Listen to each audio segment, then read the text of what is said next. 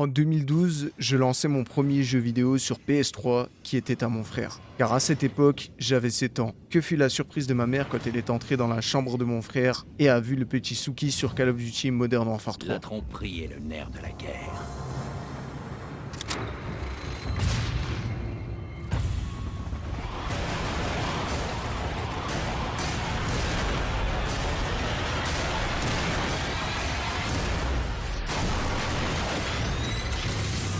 Aujourd'hui, je vais avoir 20 ans et ça va faire 4 ans qu'aucun Call of Duty me hype. J'ai vraiment arrêté de jouer à Call of Duty à la sortie de Vanguard en 2021. Donc je vais être totalement objectif et vous donner mon avis complet sur Call of Duty Black Ops 6. Est-ce que le SBMM est toujours aussi désagréable? Est-ce que le SBD existe vraiment? Est-ce qu'il faut acheter le jeu ou non? Je vais répondre à plein de questions dans cette vidéo. Donc pose-toi avec ton meilleur paquet de chips salés au sel de baleine et c'est carré.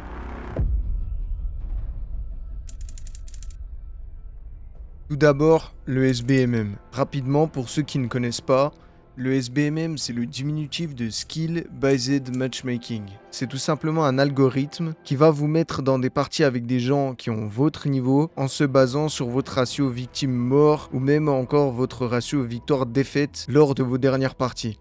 C'est-à-dire que plus votre ratio victime-mort est élevé, plus il va vous mettre avec des personnes qui sont fortes. Et le SBMM faisait partie d'une des raisons pour lesquelles j'ai arrêté Call of Duty en 2021. Comme beaucoup, je faisais 3 parties, je m'amusais, puis les parties d'après, je me faisais allumer à une puissance, ça me rendait malade. Et c'est pas le fait de me faire allumer qui me rendait malade, c'était de savoir que c'était fait exprès. Je suis le genre de personne qui aime savoir s'il est fort ou pas. Et à cause du SBMM, on peut pas savoir si on est réellement fort ou pas. Parce que si ça se trouve, les parties où vous faites des bonnes parties, vous êtes simplement avec des gens encore plus nuls que vous. Et c'est ça qui est frustrant. Pour vous expliquer la différence entre les anciens et les nouveaux Call of Duty dotés du SBMM, à l'époque, le matchmaking était géré totalement différemment. Il prenait dans un premier temps votre connexion internet, puis ensuite les autres statistiques. Aujourd'hui, il va d'abord prendre vos statistiques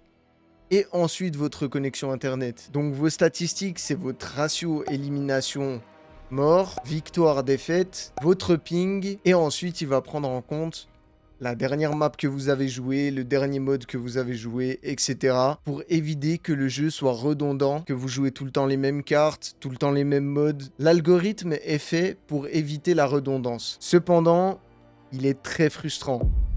Mais bon, je vais pas m'éterniser sur le matchmaking, je suis pas là pour ça, il y a déjà des centaines de vidéos qui l'expliquent. Donc maintenant que je suis sûr que tout le monde sait ce que c'est le SBMM, sur Black Ops 6, est-ce que j'ai le sentiment que le SBMM est très présent? Alors oui, le SBMM on le sent, mais pas autant que sur les Modern Warfare. En tout cas, j'ai moins ce sentiment de frustration et j'ai l'impression qu'ils ont trouvé un bon équilibre. Si on regarde mes statistiques, le ratio que j'ai sur mes différents prestiges, sachant que j'ai fait les camouflages, donc il y a forcément des prestiges où j'ai un ratio un peu moins élevé, on voit que c'est assez stable. Globalement, je suis entre 1.10 et 1.30. On est d'accord que les moments où j'ai fait la batte de baseball, le couteau, etc., les prestiges où j'ai vraiment fait les armes galères, je devrais avoir un ratio bien plus bas que sur mes autres prestiges. Mais justement, comme il y a le SBMM qui est là pour réguler un peu tout ça, c'est assez compliqué d'avoir un ratio très élevé,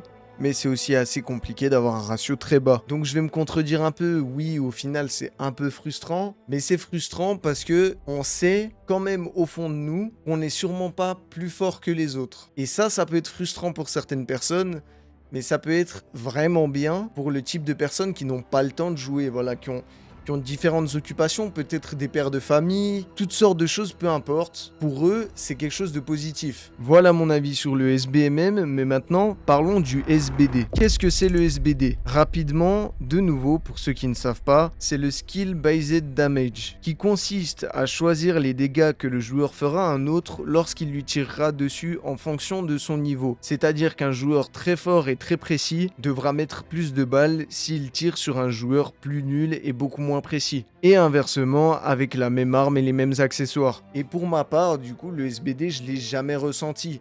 Je l'ai jamais expérimenté, ou du moins pas comme sur la vidéo que je vous affiche tout de suite à l'écran. Ce genre de choses, pour moi, c'est simplement des bugs serveurs. Pour moi, il n'y a pas réellement de SBD. Pour moi, il y a simplement des serveurs moins bons que d'autres à des moments différents. Parce que moi, ça m'est déjà arrivé aussi de devoir mettre 6 balles dans la tête d'un gars pour qu'il meure, alors que d'habitude, j'en mets peut-être 2 ou 3, voire 4. Et au final, il meurt toujours pas avec 6 balles dans la tête. Et lui, il m'a mis 3 balles avec la tantôt. Et quand je regarde la killcam, je vois qu'il a pris que 2 balles sur les 6 que j'ai tirées, dont les 6, j'avais 6 hit marqueurs. Ou alors, peut-être que je suis trop nul pour l'expérimenter. Je vais ni me jeter des fleurs, ni me rabaisser, mais j'ai pas l'impression d'être si nul que ça. Et d'ailleurs, en parlant de bugs serveurs, est-ce que les bugs sur Black Ops 6 sont supportables et est-ce qu'il en a énormément? Alors oui, effectivement, il y en a énormément, mais c'est pas dérangeant. C'est surtout des glitches, zombies ou encore des trucs dans les menus. Mais la plupart des problèmes ont été réglés assez rapidement, même si du coup, en réglant les premiers, il y en a d'autres qui sont apparus. Activision reste très réactif sur la correction de bugs. Et ça c'est cool, parce que j'ai l'impression que c'est pas souvent chez eux qu'il y a autant de réactivité. Je pense qu'ils ont vu la hype, ils voulaient pas tuer le jeu instantanément, ils ont eu la petite goutte sur le front, et du coup, ils ont bougé leur cul. Mais les bugs globalement se résument à des bugs d'affichage comme ceux affiché à l'écran, ou alors apparemment il y avait eu aussi quelques wallbreach, mais j'ai jamais vu quelqu'un l'utiliser en game, donc je sais pas si c'est vrai, j'imagine que oui, comme dans tous les jeux, et dans tous les cas, des bugs comme ça sur les Call of Duty, il y en a déjà eu des tonnes sur tous les opus. Pour ceux qui ont connu et qui se rappellent de ZRK Glitcher sur Black Ops 3, vous savez de quoi je parle. Là, j'ai parlé des points qui ont fait énormément de bruit. Maintenant, je vais vous donner mon avis global sur le jeu en termes de gameplay, et donc vous dire si pour moi le jeu vaut le coup ou pas. Déjà je tiens à dire que je vais pas mélanger le Warzone à tout ça. Moi je vais parler uniquement du multijoueur de Black Ops 6 parce que le Warzone j'ai pas encore assez joué pour donner un avis constructif et complet.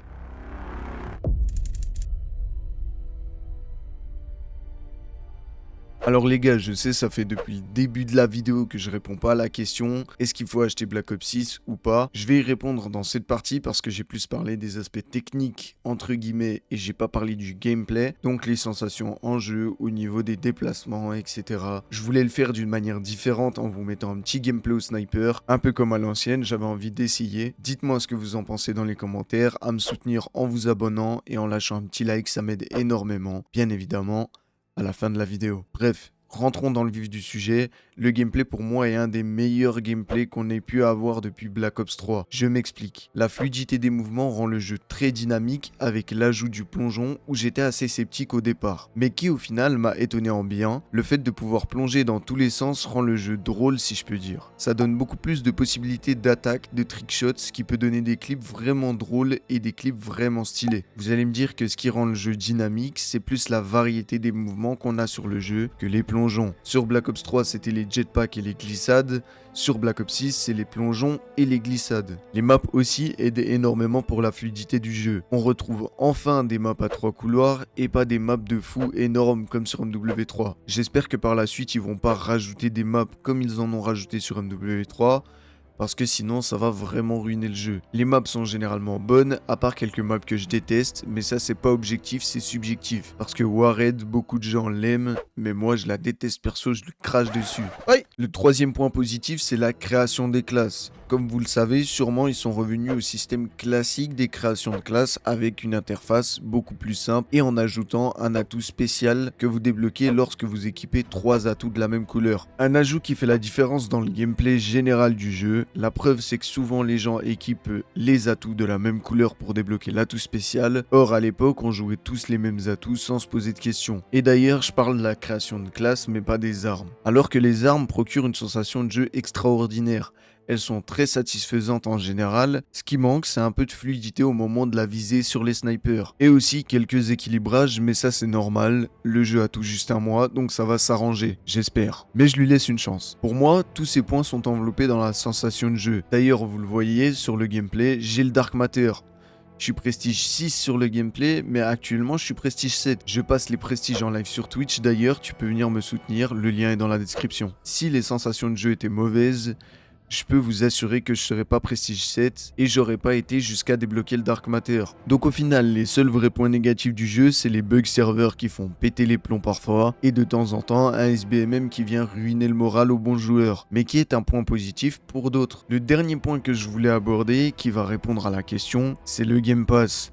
Comme vous le savez si vous êtes sur Xbox, le jeu est disponible dans le Game Pass, et pour les joueurs PC aussi. Vous pouvez le télécharger depuis le Game Pass si vous n'avez pas encore d'abonnement Game Pass. Faites-en un. Si vous avez peur que le jeu dure que 3 mois, au lieu de devoir payer 80 €, vous aurez à payer 2,5 fois moins cher, voire 3 fois moins cher. Après, c'est clair que sur la durée, si vous prenez le Game Pass uniquement pour Black Ops 6, vous allez payer plus cher à partir de 6 mois. Mais pour les joueurs PC, vérifiez bien que le jeu puisse tourner correctement sur votre config si vous avez une ancienne config. Parce que moi, pour vous donner une idée, avec un Ryzen 9 7800X et une RTX 4090, je tourne environ à 300 fps. Et un ami avec une 3060 et un i5 12600K, vous êtes environ à 120 fps. Pareil si vous avez une 2060 et un Ryzen 5 3600. Vous êtes aux alentours de 100 à 120 fps. En résumé, le jeu a de très bonnes sensations, que ce soit au niveau des armes en tirant, des mouvements, et les maps sont généralement bien et belles. Ils sont revenus en arrière sur la création des classes, les mises à jour sont régulières et les patchs sont rapidement faits pour l'instant. Je donne un pronostic de vie bien plus long que les 5 derniers Call of Duty, car pour moi c'est un très bon Call of Duty, et je le dis malgré le SBMM. Dites-moi ce que vous en pensez dans les commentaires, si j'ai oublié quelque chose faites-le moi remarquer également, abonnez-vous et likez. Bisous.